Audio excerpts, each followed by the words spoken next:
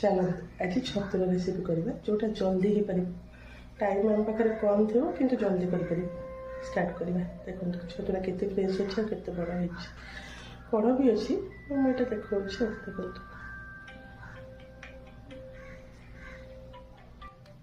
छतु बेसर आम नहीं छतु को छोट छोट कर काटिदब आलू छोट छोट क्यूब साइज काटी टमाटो आपको सबू डायरेक्ट गोटे जगार पकेबा मो पाखे जेहेतु समय कम अच्छी मुझे डायरेक्ट से कड़े पकई दूसरी टिके जल्दी हम से डायरेक्ट कड़े पकई एवं किसी हलदी गुंड पकईदबा आवश्यक अनुसार लुण देदेबा ता देहरे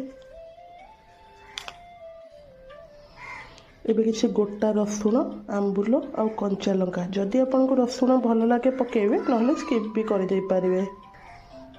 एबे बाटिकी रखि सोरिष जीरा लंका रसुण पेस्ट को ढालदेबा। एबे पकेबा किसी सोरिष तेल पकेबे सोरिष तेल बहुत टेस्ट लगे।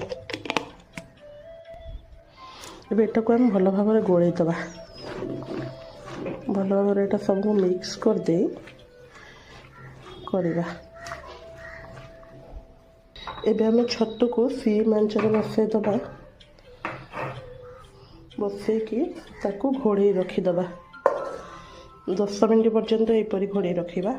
एबे तो 10 मिनट पर हो गला देखा हो गला कि ना। वाओ